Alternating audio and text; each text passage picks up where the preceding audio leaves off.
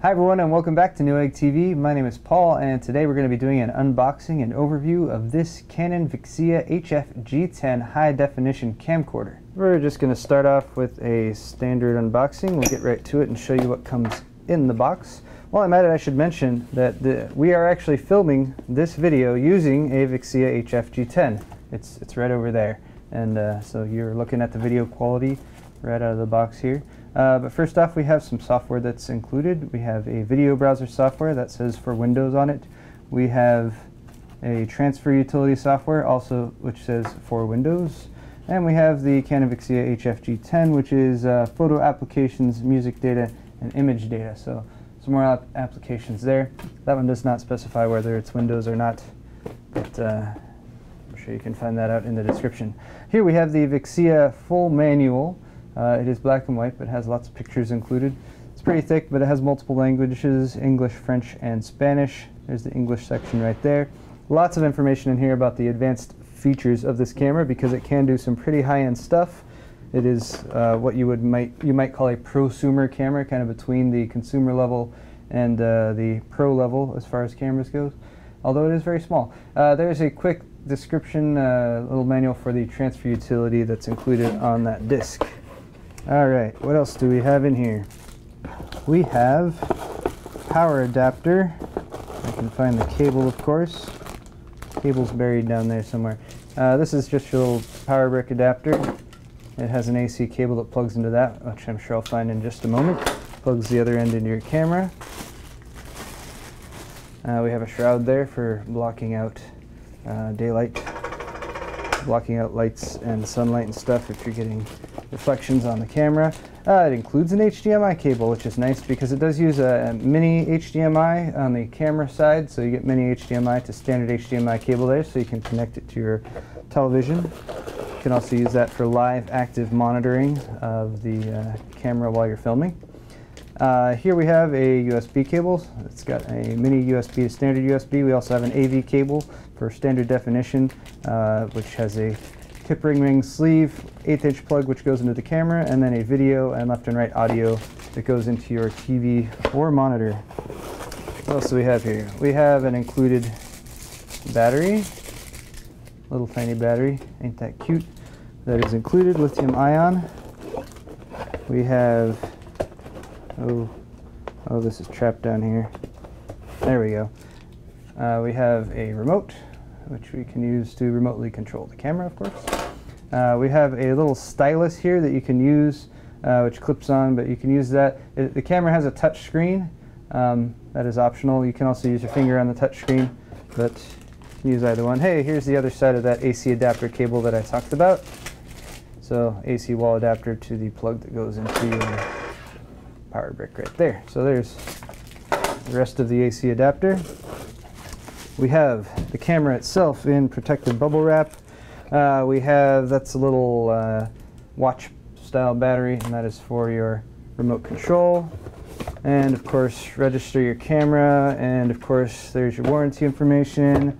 And that is going to do it for accessories. And let's take a closer look at the camera itself. And here's a look at the camera. As you can see, it is very small. It fits in the palm of my hand, front and back right there. And let's just go over some of the features here. Starting with right up front, we have, of course, the lens cover that it comes with. And there's the lens itself. It is a 4.25 to 42.5 millimeter focal length lens, 1 to 1.8 wide angle, and it gives a 35 millimeter equivalent. It also has this manual focus ring right around the side that can be used for various functions. Primarily, you will probably use it for focus, but you can also assign it to some other functions as well. It has 10x optical zoom that is within the body, of course, right here. And here it can record up to a 2-foot minimum distance. The sensor inside this camera is one of the really important things. It is a HD CMOS Pro, as you can see right up there on the top. It has a large sensor. It's 1/3 of an inch, which is usually only seen in higher level professional cameras, but it has larger pixels to allow it to capture more light, so it's great in low light shooting environments. Effectively has a 2.07 megapixel image that it captures as it's recording, and that gives you a full 1920 by 1080 image that's recorded onto the sensor itself. Also has an 8-bladed iris in there, which can give you some nice soft focus shots, and basically give you more cinematic quality overall. Over here on the side we have the 3.5-inch touchscreen, and we're going to show you some of the more details on that a little bit later. I'm going to come back to the functions inside there as well. Up here on the top you have stereo microphone inputs. Those are high quality mics, and it gives you a nice warm tone overall, and definitely much nicer than a lot of other consumer level cameras that I've seen. Over here on the side you can see there's a few different recording functions. There's auto, manual, and cinema mode. This can record in 24p cinema mode, so you can give you again that more cinematic feel. Up on the top here you can see your zoom for zooming in and zooming out, of course. And then here on the back we have a mini advanced shoe that you can put for instance camera lights and other items on there. Bear in mind that is not a typical size camera shoe, but you can get an adapter if you want to put in a normal size accessory on top of there.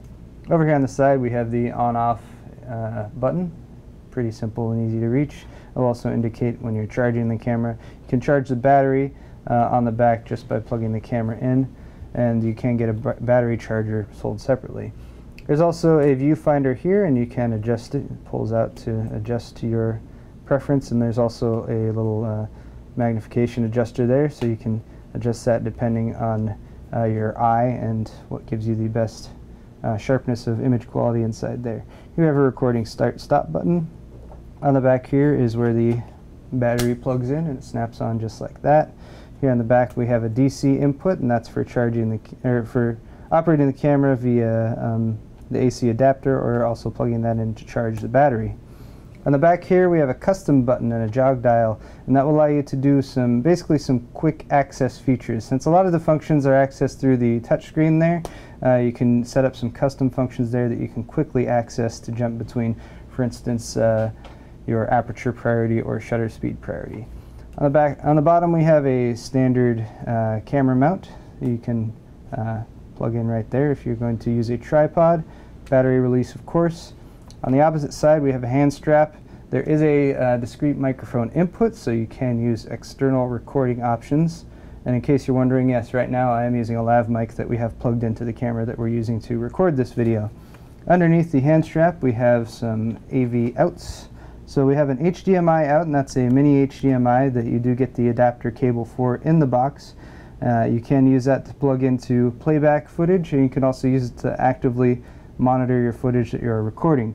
Also the USB out and the remote connector right there as well. Let's see, did I forget anything on the outside? I don't think so. Alright, so let's talk about inside here as well. Again, that's the 3.5-inch LCD touchscreen. There's a couple buttons right there. Those are manually, you can reassign those buttons depending on your preference, so you can set up to quick access certain things that you might need to get access to more quickly through the touchscreen. Down here on the bottom we have a couple more outputs. There's a component output as well as an AV output. That AV output also doubles as a headphone output, so you can use that to monitor your audio. Here we have a manual reset button right there. This little button switches between recording and playback mode, and then a display and battery info button right there. Finally, we have two SD card slots right there, and those are compatible with SDXC memory cards, so you can actually have super high capacity memory cards. That is also goes along with the included 32 gigabytes of internal memory that this comes with. So you can record up to 3 hours of AVC HD footage right out of the box with this thing, but then you can add additional memory as well. So if you need to record for a very long time, you have plenty of options there with those SDXC memory cards. Speaking of recording modes, this records in a variety of AVC HD bit rates, and it goes up to 24 megabits per second total. So you can get very, very minimal compression with your recordings by using that high bit rate. And again, with the 32 gigs of built-in memory, you can record up to 3 hours, or just under 3 hours actually, at that highest bit rate setting. And now, what we've done is set up sort of a confusing demonstration for you guys. We have one camera plugged in that we're outputting to a flat screen TV, and the other camera is now pointed at that flat screen TV, so you can actually see the on-screen stuff that's going on. So for instance, you'll notice that there's a little square around my face right now. And that is the face tracking stuff, and it's pretty good. You'll notice as I move around, the little square moves around too. It tracks me. I can try to hide from it, and then it comes back, right? Okay, so that's pretty cool. You can actually also touch the screen and indicate something specific that you want to track. So Danny's going to touch the camera there, so you can see it will now remember the camera and it will focus on that as it moves around. So it's got some pretty intelligent auto-focusing features here, and pretty much it's just going to follow that item around and make sure that it keeps in focus no matter what. And next up here is some on-screen display demonstration. As you can see, there's some tabs up at the top for control over the actual video capabilities, control over the video that you're recording, and then finally camera controls. So first off, we got stuff like digital zoom. You can control the soft zoom. You can actually control the zoom speed for using that manual focus ring. We have lots of automatic modes, so you can really set this up for a more point and shoot type camera where it's going to do autofocus and auto white balance and everything for you, or you can actually do some manual settings and have more fine-grained control over the video that you're taking. Fader settings, on-screen markers, camera shake, windscreen. You have your different microphone inputs that are available as well. Next up, let's take a look at the actual video tab. So we can control stuff like the self-timer, various recording modes. Here I'm going to jump into this sub-menu here so you can see the 24 megabit per second recording rate that we're currently at. We also have 17 megabit, 12 megabit, 7 megabit, and long play at 5 megabit. That's just going to give you additional compression. It's still going to record at 1920 by 1080, but you can see if you don't mind the lesser video quality, you can get up to 11.5 hours about on the integrated 32 gigabytes of memory, I should say. Next up, we have stuff like frame rate, recording media for photos. You can, for instance, take photos and have it record to a different card than the card that you have video set to. Also color bars for setting your color balance, photo numbering.